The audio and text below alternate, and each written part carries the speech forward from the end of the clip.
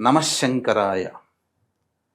వీక్షించేటువంటి ప్రేక్షకుల్లో చాలామంది బొట్టు మనం ఏ వేలితో పెట్టుకోవాలి, అతిథులకి ఏ వేలితో పెట్టాలి, చిత్రపటాలకి, దేవుడి చిత్రపటాలకి, విగ్రహాలకి ఏ వేలితో పెట్టాలి, అలాగే పెద్దవాళ్ళ చిత్రపటాలకి ఏ విధంగా పెట్టాలనేటువంటిది చాలామంది 100కి 99 మంది శాతం చేసే తప్పులు మీకు తెలియజేస్తాను.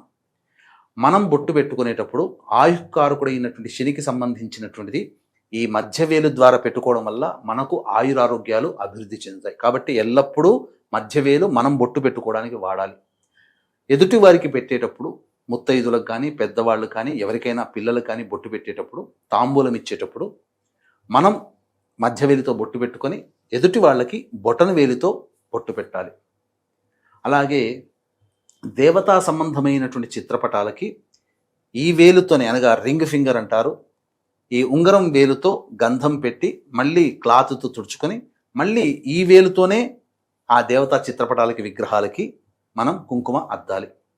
ఇక ముఖ్యంగా పితృదేవతలకు సంబంధించినటువంటి ఫోటోలకి ఎప్పుడూ కూడా ఈ వేలుతో పెట్టకూడదు. కేవలం చూపుడు వేలుతోనే గంధము కానీ, కుంకుమ కానీ వాటికి అలంకరించాలి. ఈ వేలునే ఉపయోగించుకోవాలి. కాబట్టి ఈ చిన్న తప్పుని అందరూ తెలుసుకొని ఆ తప్పుని సరిదిద్దుకోండి. తప్పకుండా మన శాస్త్ర విజ్ఞానం అందించిన దాన్ని మనం సత్ఫలితాల్ని మనం పొందుతాం.